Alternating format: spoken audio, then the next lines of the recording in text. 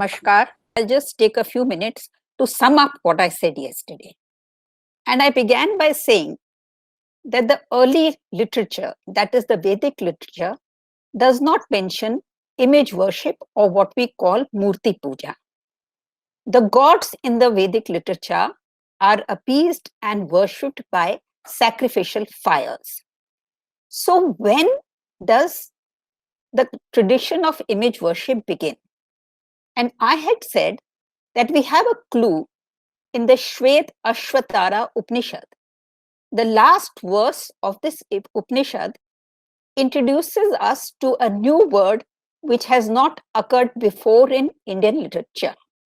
And that word is bhakti. And according to scholars, the idea of images and image worship is directly linked to the idea of bhakti. What is bhakti? Bhakti says deep devotion to a personal god through puja.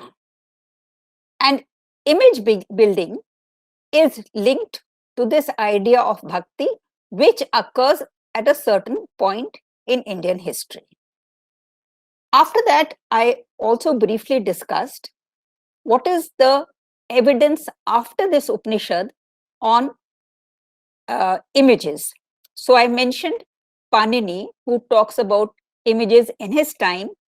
I mentioned Patanjali, who in his commentary talks specifically of Shiva, Skand, and Vishaka deities.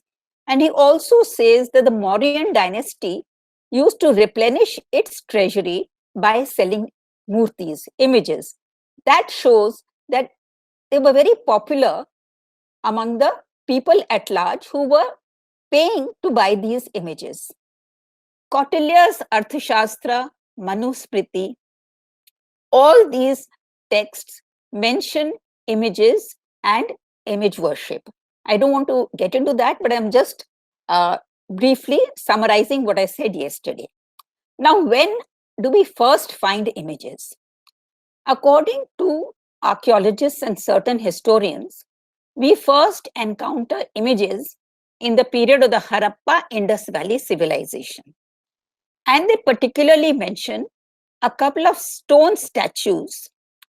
The most famous of them is what is called the priest king.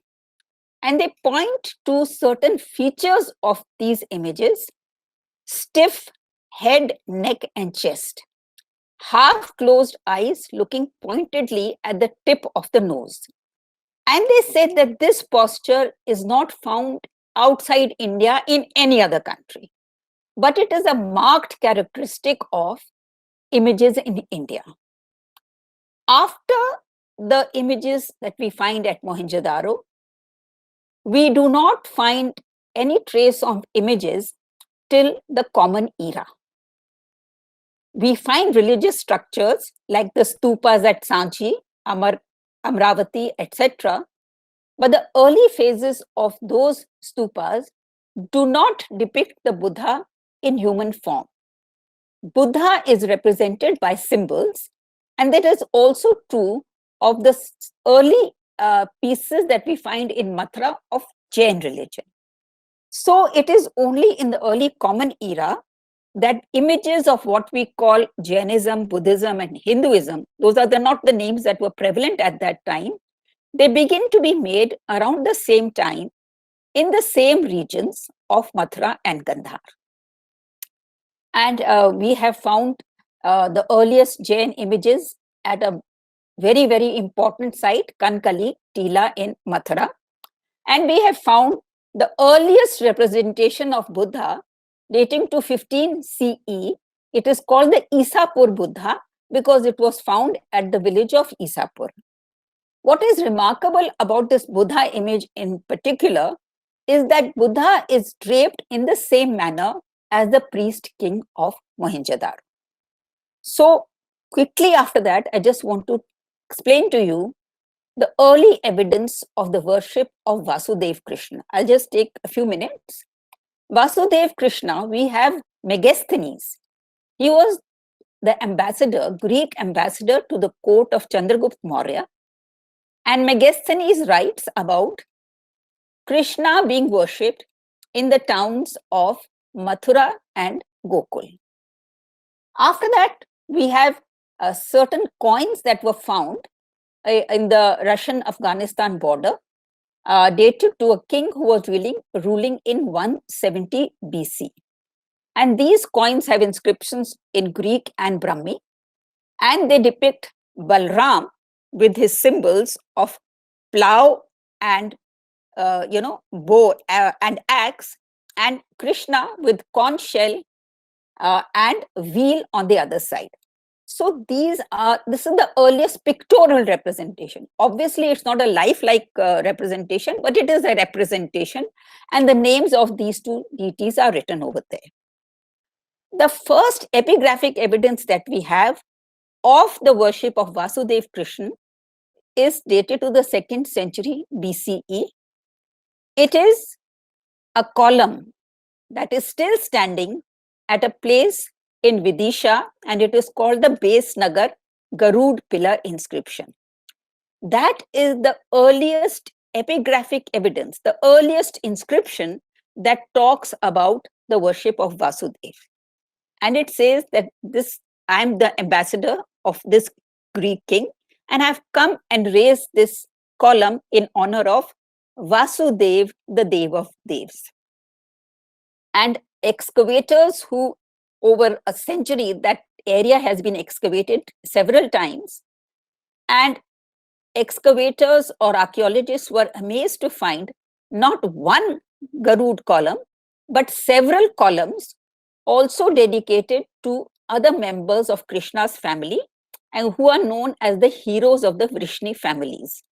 And they say that it was a very, very thriving center of Krishna worship, and many temples were erected in that area. Just to quickly move on, the earliest evidence that we have of Krishna worship in the Deccan, in the Maharashtra region, comes from the Nana Ghat inscription. It is also before Common Era, and it begins by paying homage to Vasudev Krishna. So to just briefly, this is just a backdrop that I wanted to give you, because there were so many glitches in my presentation yesterday. And now I want to move on to the topic that I have to discuss today. But to reinforce the point that there was a very strong sense of sacredness that was shared among vast sections of the people, I want to illustrate this by a few examples. The first example that I want to give you relates again to before the Common Era. It comes from Orissa, which is known as Kalinga in ancient times. And this inscription is still, you can still see it.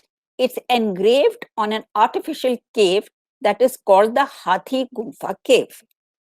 Now, this cave, it has inscriptions till the 10th, 12th centuries, which means that it remained a very revered site.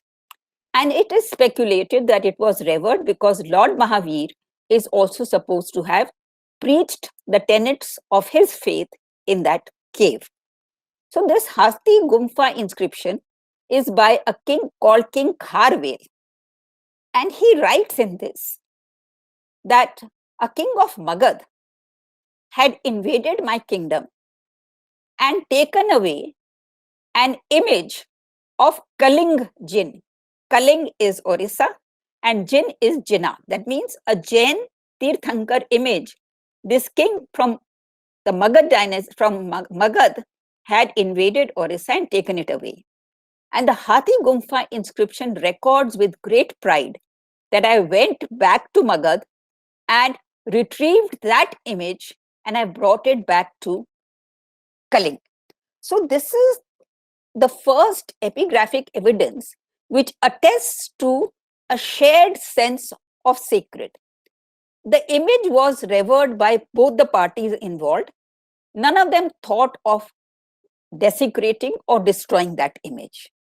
The second example that I want to give you, I'm taking a big jump, is from it is of a Pallav king, Narsim Varman. Now, this Varman in 642 Common Era, he defeated the Chalukyan king Pulakesin II in the Battle of Vatapi. Now, his general brought back from Vatapi an image of Ganesh, and he took it to his hometown, which was near Thanjavur, and instated it in a temple, and it is being worshipped in that temple even today. So again, it is reinforcing the point that there was a shared sense of sacred. None of these people, either vandalized or desecrated the image in any way. And they did not, and one more point I want to make, they did not look upon these images as trophies of war. Because if they looked upon them as trophies of war, they would have put them on public display for the populace or their subjects to see. These images were instated with great honor and worshipped in the new home that these images acquired. Another interesting case that I want to present to you is concerning Lalitaditya. He was a very powerful ruler of the Karkota dynasty that ruled in Kashmir in the 8th century. He had a minister who was probably from Tukharistan and a Turk. And the minister once tells Lalitaditya that I have served you for so long, and in return, I want you to give me an image of the Buddha that was brought from Magad on the back of an elephant. So King Lalitaditya grants his request and gives him that image, and he creates a vihar for that image, and he instates it over there. About 4 centuries later, when the great Kashmiri historian Kalhan wrote his Raj Tarangini, he says, I have seen that image. So that image, which comes from Magad to Kashmir, is instated, given to a minister, a vihara is built for that, and 4 centuries later, Kalhan sees that image in that vihara. I don't want to take up too much on this. I'll just give 2 examples. One is, because again we have an inscription for this. This is the Bilhari inscription.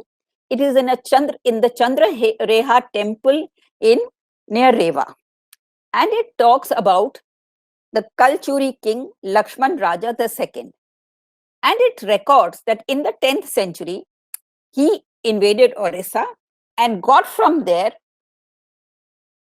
a beautiful image of Nag Kalya. And it says that this king gifted this image to the Somnath temple in Gujarat. So this king got the image from Orissa. He was ruling in Madhya Pradesh, but he ensured that this image reaches Somnath and it is continued to be revered over there. Just one more case I want to give you, and that's a very interesting case. It is an image of Vaikunt Vishnu. This has a very interesting history. You've all heard of the Khajurao Temples. So there was a Chandela ruler, Yashovarman. He constructed the Lakshman Vaikunt Temple at Khajurao. This temple is still standing, and he instated this image of Vaikunt Vishnu. How did he get this image is very interesting. He obtained this image from the Pratihar ruler Devpal. Devpal's father had acquired this image from the Shahi king of Kira, who had got it from the lord of Bhuta, who had found it in Kailash. So the image is traveling from one region to another, from one dynasty to another, and everywhere it is being revered. The Chola rulers, the very powerful kingdom in the south, they brought back images from many of the kingdoms that they vanquished. And many of those images are still seen in temples and are being worshipped today. Some of them, of course, have found their way into museums. And the last example I want to give is of Krishna Devaraya. Krishna Devaraya, we've all heard of. He was the most eminent king of the Vijayanagar dynasty. And he once invaded Orissa, and he brought back from Orissa an image of Bal Gopal. Bal Gopal is baby Krishna. And there is a Krishna temple in Hampi that you can still see. It's in ruins, but it is still there.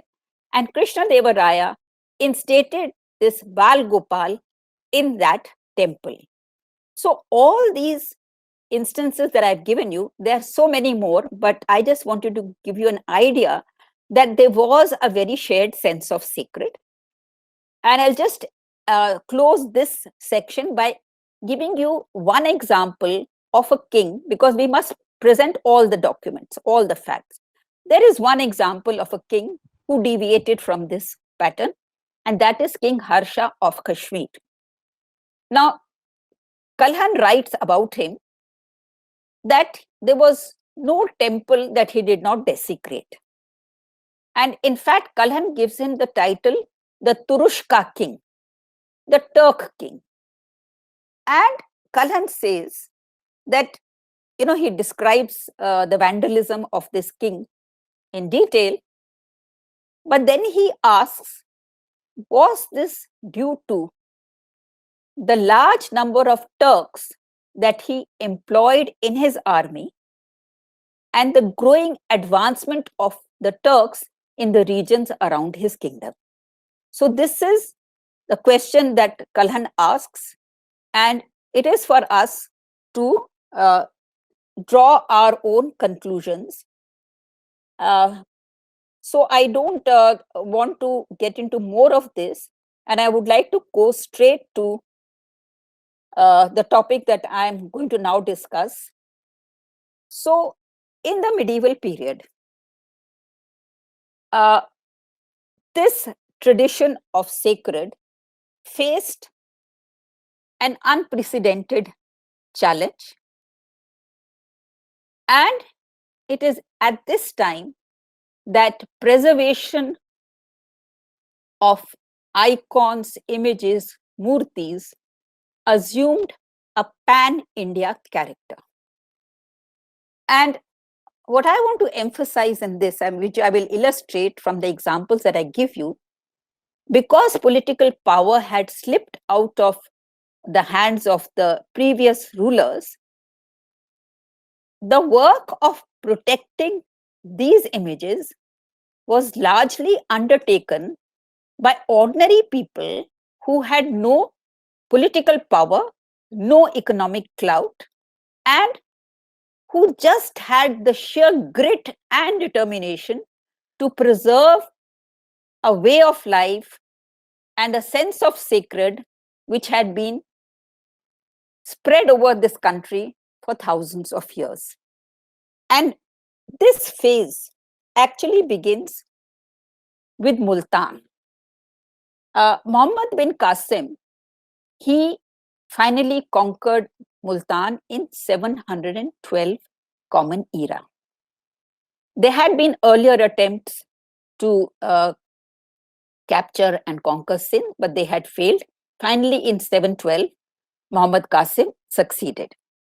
Now, when Muhammad Qasim entered Multan, he was told that the wealth of this city is due to a temple which kings from all over India revere, pilgrims come from all over, and large charities, donations are made to this temple. Now, this temple is the famous Sun Temple of Multan.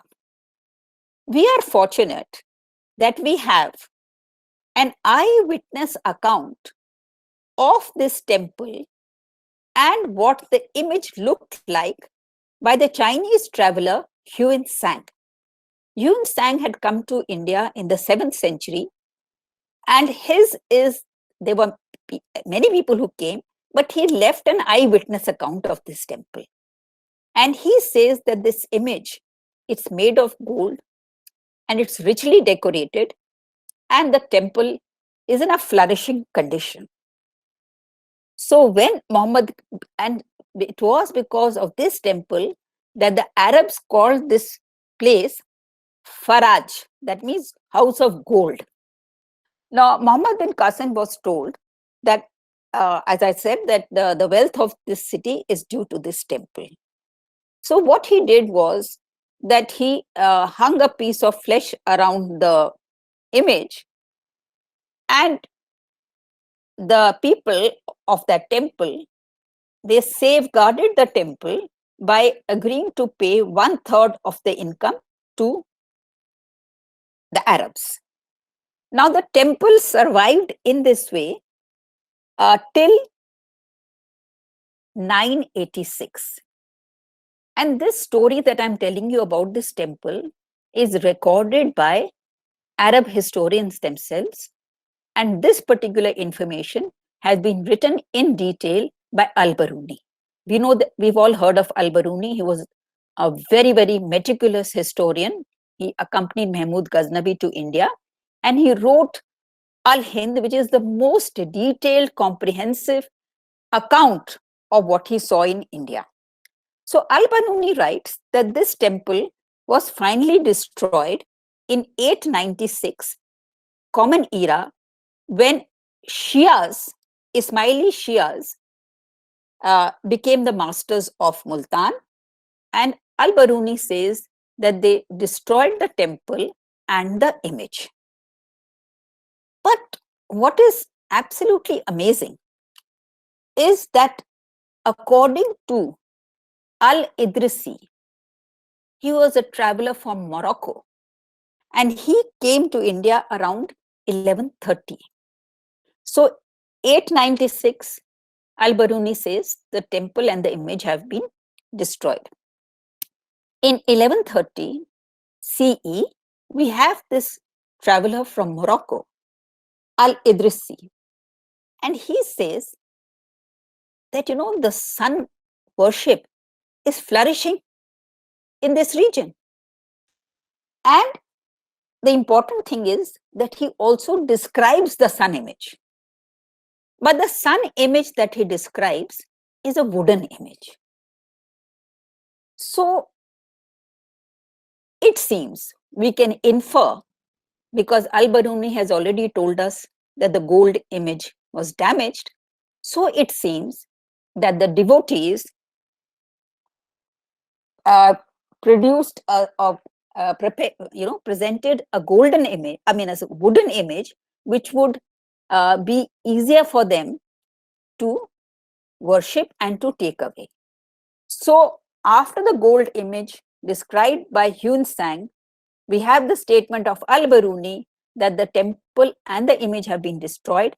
And after that, we have Al-Idrisi from Morocco saying sun worship is flourishing. So obviously, the people who were in power were, the Arab dynasties or the Ismaili dynasties.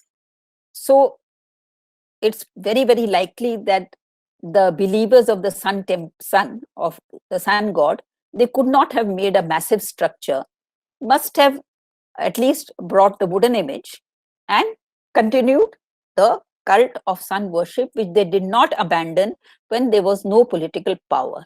And all this is recorded. You don't have to take my word for it, because as educated people, you can go to these sources yourself, because they are all available, and you can draw your own conclusions. Now, after that, we have the next account is by Zakaria al-Khazwini, and he is writing around 1263. So that is almost a century later. And he says that, the only people who are sun worshippers in Multan are those who are confined to a small temple. So from Al-Adrisi's time till this next account that we have, the situation seems to have deteriorated, because now only a few people who are living in that complex are worshipping the sun. And then we have in 1633 a French traveler, Thévenot. He comes to India and he visits Multan, and he also again talks about the wooden image under worship. So, what are we to conclude from these various narratives? We conclude that the wooden image was gone as attested by Al-Biruni, and we conclude on the basis of Al-Idrisi's statement that the wooden image was being worshipped, and it's possible to speculate that the wooden image was hidden away when there was an attack, brought back when circumstances were more favorable, and because that wooden image which Al-Idrisi talks about in 1130, Thévenot talks about it in the 17th century. So that is some kind of demonstration of the sense of sacred by the common people and the determination to protect that sense of sacred even when the odds are absolutely against them. Now, finally, the Sun Temple, whatever was left of it, because it had been obviously built on a smaller scale several times, it was destroyed on the orders of Aurangzeb. And the interesting part is that in the colonial period, that site was excavated, and at that site, a beautiful stone image of the sun god was recovered, and that has been sent and it can be seen in a museum in London. So this is one case where we are able to trace somewhat the fate of the deity and the fate of the temple according to the accounts that are available to us, not hearsay, but people who actually went to that site. All these people were people who actually visited Multan, and their accounts are available, and it's open for anyone and everyone to look at that and draw their own inferences. Now, the second temple I would like to take up is the Keshav Dev Temple. And I just want to say one thing, that in all these cases that I'm going to cite, the evidence is something that you don't have to take my word for it. You can access that evidence yourself. Now, in the case of the Keshav Dev Temple in Mathura, Mathura was plundered for 21 days in 1017 in the course of Mahmud Ghaznavi's 9th invasion. And the details are recorded by by Mahmud Ghaznavi's historian, Al-Utbi. So Al-Utbi's accounts are available on the net for anyone who's interested. The most important site in Mathura was known as Katra. Katra means marketplace. The temple at Katra was sacked by Mahmud Ghaznavi in 1017. I've already given you the reference of Utbi. Now, we found during excavations at that site in the 19th century the fragment of an inscription. That fragment, luckily, has a date and it has a name. That date corresponds to 1150 Common Era. So there is this fragment of an inscription which is called Mathura Prashasti. And this has a name. It is the name of a person called Jajja. Now this Jajja, if we look at the historical records, he seems to have been a small feudatory. But in 1150, he builds a temple to replace the temple that had been destroyed by Mahmud Ghaznavi. So this is again an inscription that was found in the 19th century by archaeologists, and it mentions that I am the person who is rebuilding this temple. Again, I want to clarify that when I say rebuilding the temple, obviously it is not on a grand scale because the circumstances are different, but it is a commitment to that site and to the deity. Now, that temple which Jhajjar built in 1150 Common Era, it was attacked by the forces of Qutbuddin Aibak, Firoz Tughlaq, but it was repaired again and again, and it continued till the time of Sikandar Lodhi in the 16th century. So this is the heartland, and there is nothing left in that region. But we have determined efforts to reclaim that area. And so we find that over the period of time, Krishna devotees come to Braj. And the first person whose record we have who came to Braj was Nimbarka. He was from Andhra and he probably lived in the 13th century. And he took up residence first at Dhruv in Mathura and then went to Neemgaon near Govardhan. So this is the first reference that we have of a person, a devotee coming from Andhra to Braj and taking up residence there. The second evidence that we have is also from Andhra. It is Vendra Puri. He was an acharya of the Madhav Sampradaya, and he seems to have lived between 1420 and 1490. And he is remembered because he is supposed to be the first person to actually instate an image of Krishna at Govardhan. So I am again repeating, these are people who are distinguished only by their bhakti, by their devotion. They don't have political power, they don't have backing, and they have no monetary assistance of any kind from anybody. So these are people Nimbarka, Madhvendra. And then a little later, we have two names that you probably will be familiar with, Vallabhacharya and Mahaprabhu Chaitanya. Now they also arrive in Braj. And why do they arrive in Braj? Because they say that, the lost Leela sthals of Krishna have been lost. We have to find them and reclaim them. So these are two individuals who come to Braj to restore it as a site of Krishna's Leelas. And this Vallabhacharya, I'll discuss him first. Vallabhacharya was a family of Telugu Brahmins, and they had been Krishna devotees for generations. And according to what is recorded of Vallabhacharya, when he was in Jharkhand, he was on a yatra of India, and when he was in Jharkhand in 1493, when he was in Jharkhand, he received a divine command. Who gave that divine command? It is Sri Govardhan Ji.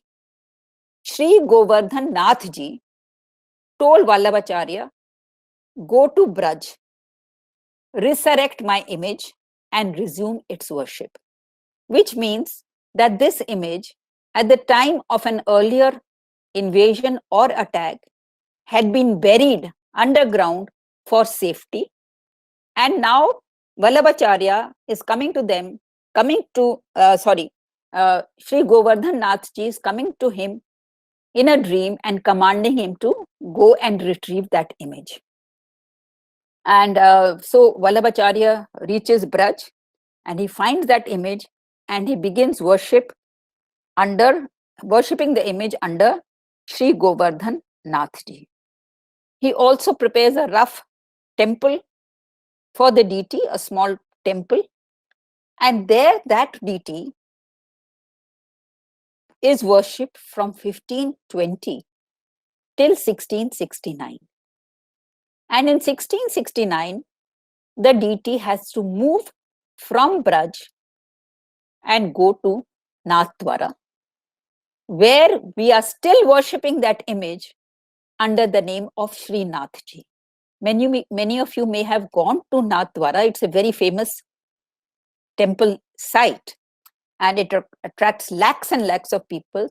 And I'll discuss that a little later. But it's interesting to know that Vallabhacharya finds a buried image of Sri Govardhan Nathji, erects a small modest temple for it in Braj, where it is worshipped from 1520 to 1669, when Aurangzeb's orders lead to a flight of deities. And how it reaches Nathdwara is something that we will discuss a little later. I also said that little after Vallabhacharya, Mahaprabhu Chaitanya is also active. He first sends his two famous disciples, Roop and Sanatan, and they are told to find the missing hidden treasures of Braj. And it is recorded in a text, Mathura Katha, that they spent 15 years in Braj, recovering the lost Leela Sthals. And then Chaitanya Mahaprabhu himself arrived in Braj in 1516, and he identified the Radha Kund. Now, coming back to that story of that Keshav temple which Jajja had built and which had been attacked, it seems to have survived in some form after every attack, repaired, renovated, till the time of Akbar. And in the time of Akbar, there was a Portuguese Jesuit priest, Father Antonio Montserrat. He was one of the priests, Jesuit priests, who was living in Akbar's court on his invitation, on the emperor's invitation. And in 1580, Father Montserrat goes to Mathura, and his book is also available to all of you who are interested. You can easily get it on the net. And Father Montserrat writes that I have been to Mathura, and everything is in ruins over there, except for this one temple of Krishna. So, and he says that it draws huge crowds because people come from all over the country to worship, which means that the changed political equations had not deterred or frightened the devotees of Krishna from coming to this area. Now, something very extraordinary happens in the reign of Jahangir. You know, Jahangir, he was very unhappy with his father in the last years of Akbar's reign, because he felt that Abul Fazl was Akbar's close friend and advisor. So Jahangir suspected that Abul Fazl is poisoning Akbar's ears against him and telling him not to nominate Jahangir as his successor, but to nominate Jahangir's son as his successor. So Jahangir revolted against Akbar in the last years of Akbar's life, and Abul Fazl had gone to the south. And when he was returning, he was passing through Bundela land. So Jahangir told the ruler that you please murder Abul Fazl at my command.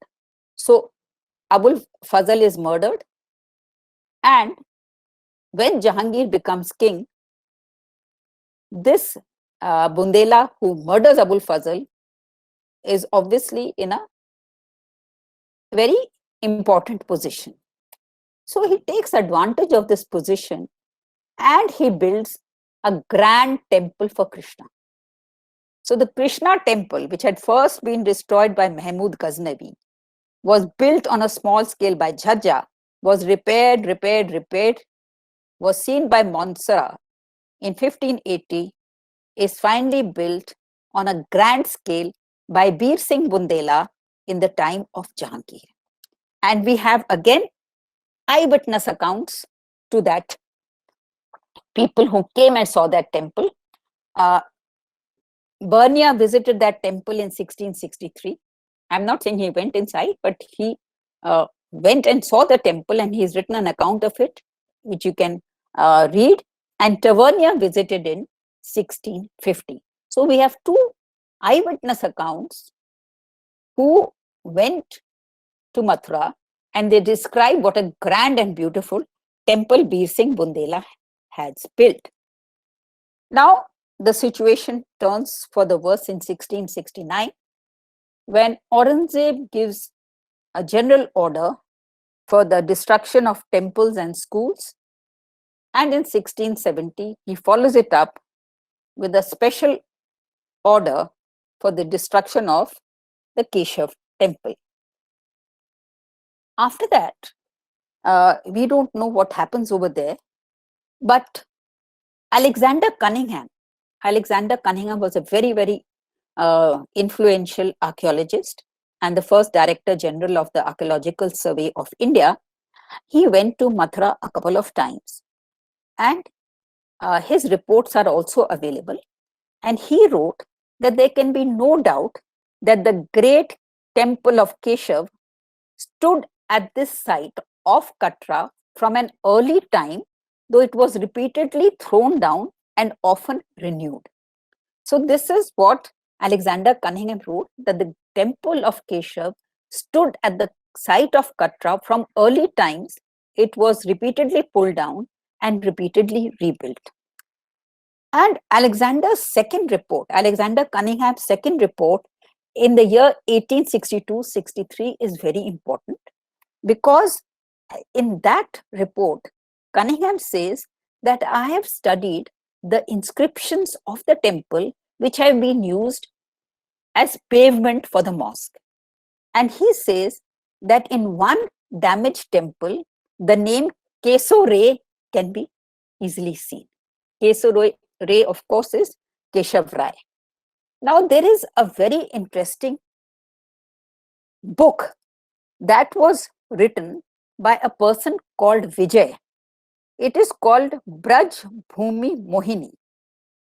And in this Braj Bhumi Mohini, this person Vijay, we don't know the exact year in which he wrote the book, because the original is lost and we only have certain photocopies or reproductions without the date. And this Vijay says that the deity in the Keshav temple was actually taken away by devotees and is found in a village in Kanpur district, and he names that village. So this is something which is again very fascinating, because who would have taken away the image? They didn't fear the wrath of Aurangzeb. They took it away and they instated it in a village in Kanpur district. Now, the Katra site remained a subject of dispute and debate. Finally, in the period of British rule, the site was purchased by the Raja of Banaras. He could not build that temple because there was litigation. But in independent India, what we see today as the Keshav Temple is not built on the exact site of the original temple, but just adjoining it.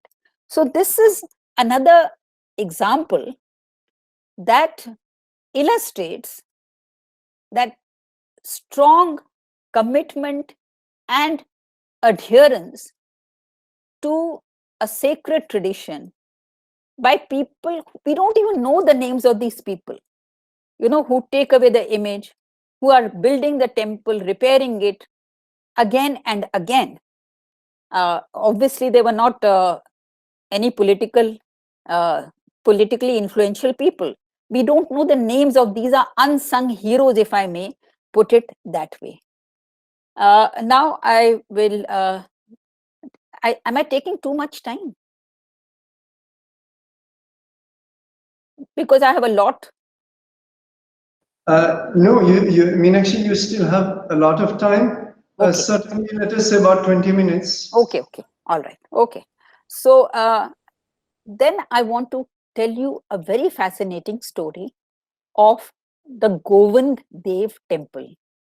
Please don't confuse this with the Govardhan Nath Ji, which we are calling Shri Nath Ji.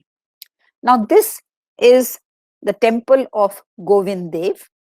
It was erected by the followers of Chaitanya Mahaprabhu, which I told you the names, Roop and Sanatan. And they built this temple, and the ruins of this temple that they built can actually still be seen if you go to the Govardhan Mound. And Mirabai, the great saint Mirabai, when she was on her way to Dwarka, she visited this temple to have darshan of the deity. That is also recorded.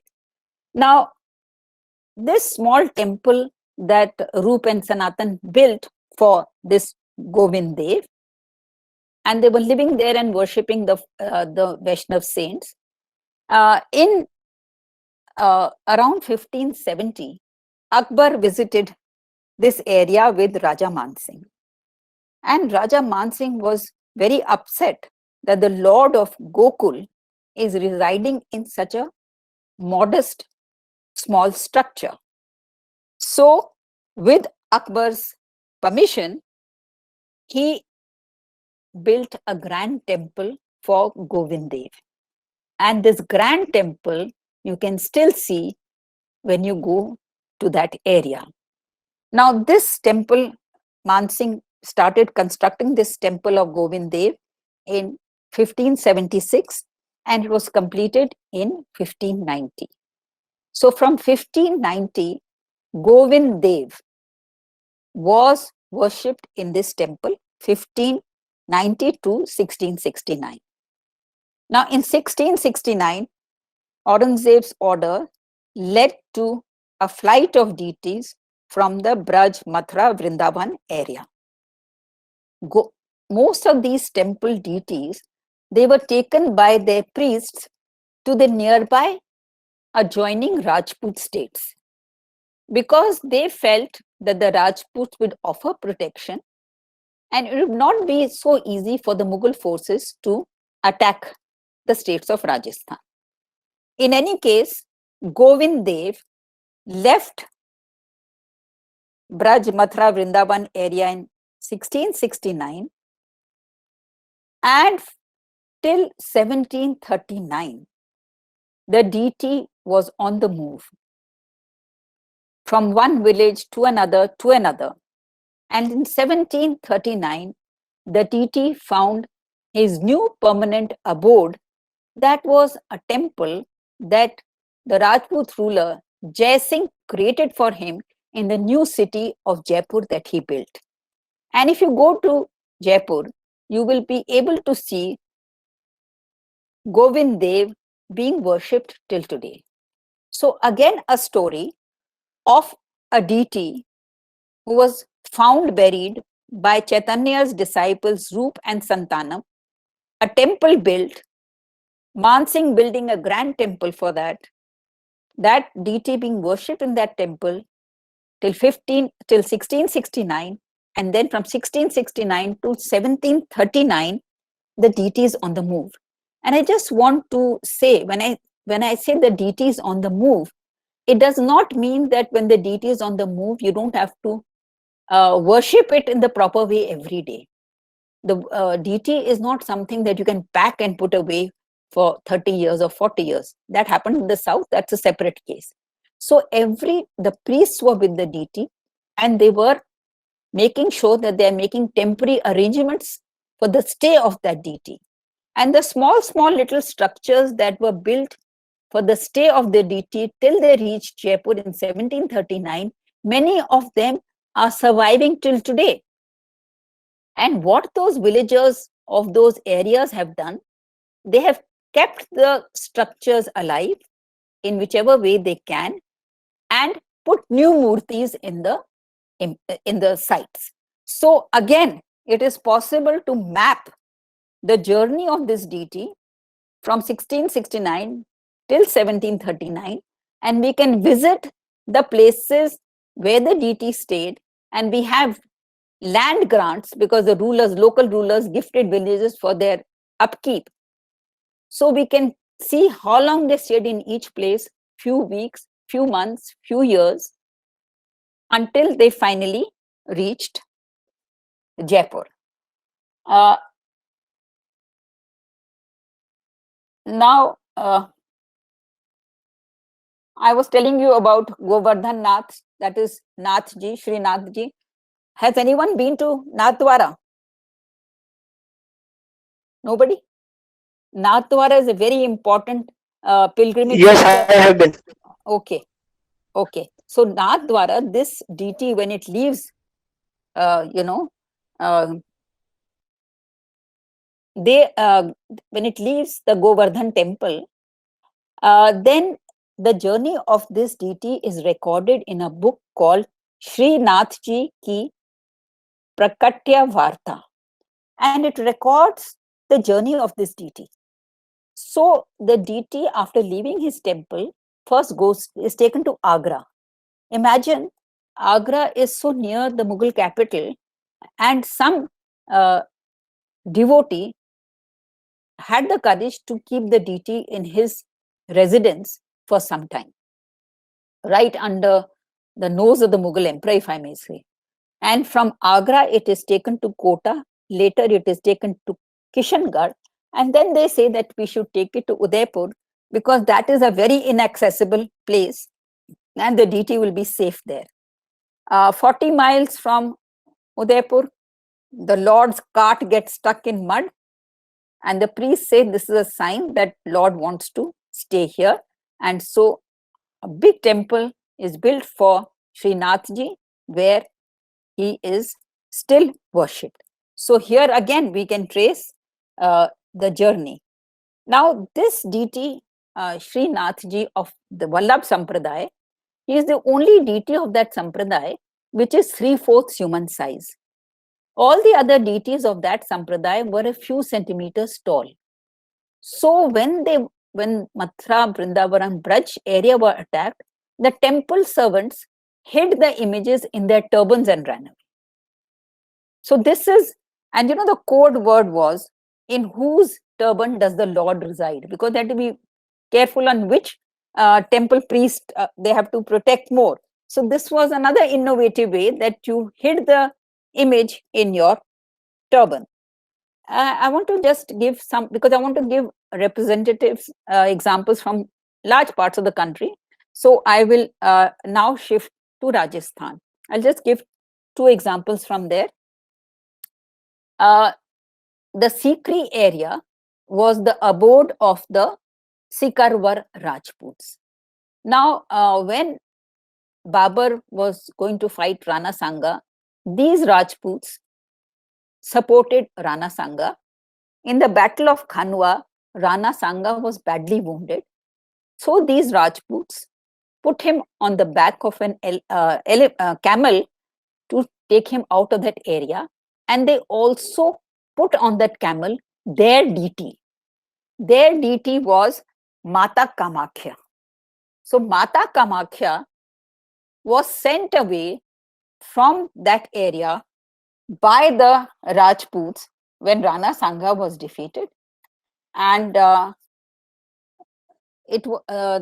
deity was taken, transported to the safety of the Arabali Hills. And then later, it was instated in a temple that was built for it in Gaban, which is in present-day Gazipur district in UP. And you can still see the deity of the Sikhar Rajputs, which had fled from Fatehpur Sikri, or it was known as Vijaypur Sikri at that time, and is still being worshipped over there. I just want to give one more example from Bikaner, Rajasthan. The ruler of Bikaner, Rai Singh, he entered into an alliance with Akbar. And because Rai Singh held large tracts of land in Gujarat and Kathiawar, the Jains of Bikaner asked Akbar for privileges to look after their shrines in Girnar and Shatrunjay. And most important, In 1583, Rai Singh succeeded in obtaining from Akbar 1008 Jain images that had been taken from Sirohi in the attack of 1576. So this is a kind of bargain that is also being struck, that 1008 images are restored and returned by Akbar when the Rajput ruler enters into an alliance with him. Now, okay, I'm running out of. How much time did you say I have? Meenakshi, you still have about 10 minutes, 10, 15 minutes. We'd like to keep some time for discussions, but 10 or 15 minutes is fine. Okay, just tell me 5 minutes before. I will. So I want to take up next the example of the Kashi Vishwanath Temple. You've all heard of the Kashi Vishwanath Temple. It's a very famous temple. Now, the interesting thing is that this temple was destroyed at least 3 times. And I'm going to now hurry up, but it was destroyed and rebuilt.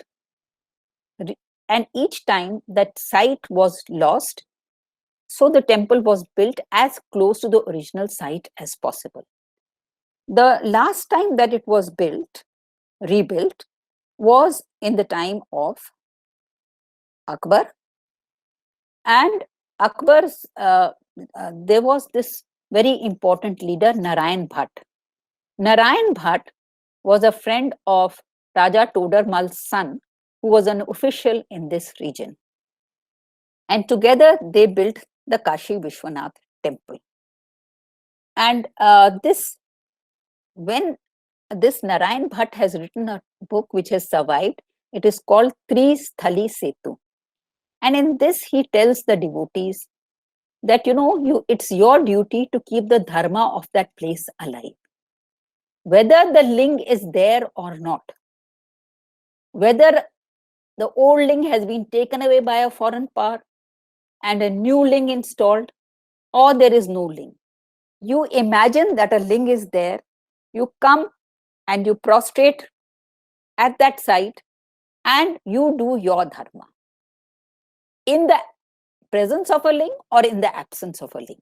So this is a very important book.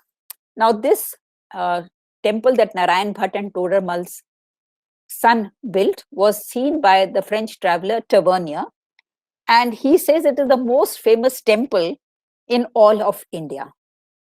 It was destroyed by Aurangzeb, but the interesting thing is that the priest of that temple, he took away the ling to his hut, which was a little away from the temple. On that temple, a mosque was built. But there is a remarkable lady whom I'm sure you've heard of, Ahilya Bai Holkar. Now, the destruction of the temple took place in 1669, and in 1777, this remarkable Maratha lady, Ahilya Bai Holkar, she builds the Kashi Vishwanath temple again. Obviously, she cannot build it on that old site, but she builds it as close to the old site as possible, which is just a small lane. So there's no grand entry because that grand entry is no longer available. She builds a small Kashi Vishwanath temple, which we all go to today. But the interesting thing is that the Kashi Vishwanath temple is the only temple in India where the chief image which you worship is not in the center of the temple. The Shivling is at a corner. The main murti always has to occupy the pride of place at the center. So how do we explain that this Shivling, you would have all heard, you've seen the Prime Minister also went there and offered prayers. So that's a side remark, but this Shivling is at the corner. And the explanation that has been given is that that site was the place where the priest had kept it in his hut and continued the worship. So Ahilyabai and her advisors felt that that site had now become sacred and the Shivling could not be uprooted from there again. So that is another story. I think you're all aware of the story of Somnath. So I will come back to it in question hour if we have time, because you're all familiar with that story. So I don't wish to get into that right now, because I have to rush to complete what I have planned. Meenakshi, it is up to you. If you can tell us that story in about 5 minutes, it All would right, be but fine. I can tell you the story in 5 minutes, but then I have Maharashtra and the whole of South. We can maybe take that in the questions. Yes. Mana, present here behind me, says that we would love to hear the story of Somnath. Yeah, it's a beautiful story, and I don't think full justice has been done to that story in the accounts that are available. I think I will skip Maharashtra, because that is, there's a very famous Mahalakshmi of Kolapur. She was at Kolapur, beautiful image of Mahalakshmi, and the story that is recorded is been recorded by Major Graham, who was the in charge of that Kolapur area. He's written a very, very interesting account of the history of Kolapur, in which he says that in the 14th century, the deity Mahalakshmi was taken away by the priests because she was in danger, and it kept on circulating among families of priests, so that her life or her being is not endangered. And finally, in the time of Maharaj Shiva Chhatrapati Maharaj of Kolapur, the image was brought back from the house of priests and reinstated in the temple. And the Farman of Maharaj Chhatrapati of Kolapur survives. And that is when we come to know that he was instrumental in restoring the deity Mahalakshmi to her abode after about a gap of 4 centuries. I'm going to skip Ujjain and Jagannath. Now, you had sent me that story on Jagannath. So I'll just quickly refer to that. Now, Jagannath, the Temple of Jagannath was, because it's in the news these days also because the Rath Yatra, it was attacked in 1631 by the Delhi Sultan Firoz Tughlaq. He destroyed the stone image of Jagannath, but the wooden images were not destroyed. They were saved, as has been recorded by the medieval historian Ziauddin Barni. After that, the Jagannath cult remained overtly inactive, but rituals continued at secret sites. Now, what happens is that after the reign of Akbar, we have a Muslim Sultanate in Bengal that attacks the deities of the Jagannath temple, the wooden deities, and they're actually burnt. Now, the story, because this devastation of the deities would have been very painful, so the story is recorded in the temple chronicle that the essence of the deity, there is a life essence of the deity that is kept in the image, that was picked up and retrieved by an ordinary devotee, and he kept it in his home. And he says that when the Raja of Khurda, Ramchandra, decided to commission new images of the deity, then this essence of the deity was put in those images. Now, this is a very long and painful story. I don't have the time to get into it, but it's recorded in very many contemporary accounts. The sum and substance is that Aurangzeb ordered for the destruction of the deities. So the local rulers, they bribed the Mughal governor of Orissa, they gave him money, and they did a symbolic destruction of the images and of one small shrine and they sent the pieces to Aurangzeb that we've carried out your command. After some time, Aurangzeb was told that, this is what has happened. So he changes the governor and sends a new person.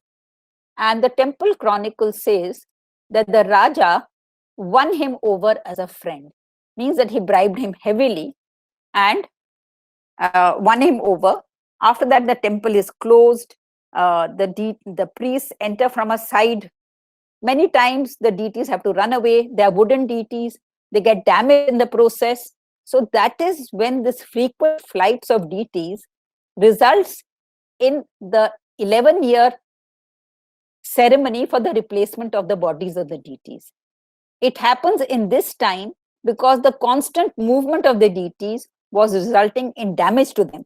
So to soothe the frayed nerves of the devotees, this became an 11-year ritual. So the devotees become reconciled that, it is something that has to be done 11 years, after every 11 years, and they forget the determined assault on the deities. That is the Kalevara ceremony. So that is that. And I just quickly would like to, I will not take up the Pathur case right now, but I'll just take up some very important cases. One is the Sri Ranganath Temple. We are all aware of the Sri Ranganath Temple.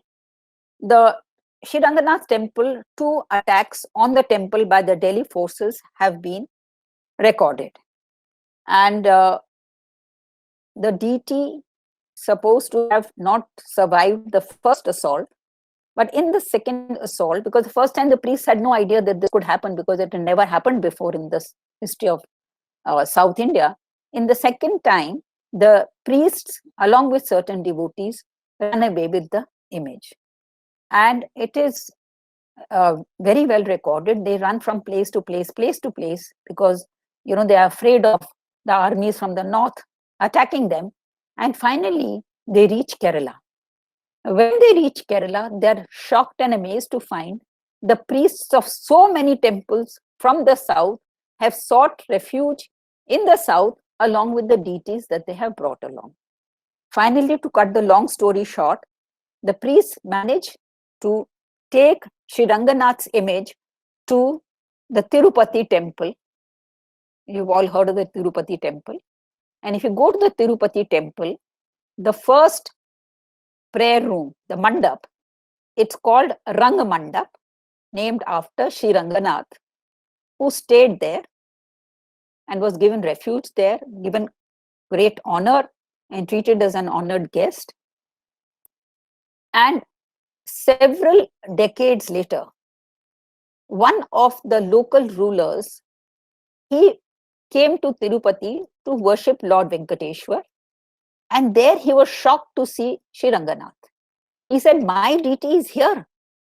And he tells the priest, please let me take him back to his own abode. He is given permission and he takes the deity back. For some time, he keeps the deity in his kingdom. And then in 1371, he reinstates it in the Jagannath temple, in the Ranganath temple, Sri Ranganath temple. And what is the proof? If you go to the Sri Ranganath temple, where the deity has been instated, there's an inscription on the wall. And that inscription says that I am the person who brought this Lord back from Tirupati. This is the year and this is the date. So this is another very interesting bit of, and then let me just quickly move on to the Meenakshi Temple. In the Meenakshi Temple, it's all very well documented. In the Meenakshi Temple, what they did was that the goddess Meenakshi, they transported her up to a Gopuram. Those big towers that are there on the temple? So they transported her to the tower, and the ling, they constructed a wall in front of the ling so that the attackers will think that there is nothing behind it. And they put a false ling in front of it.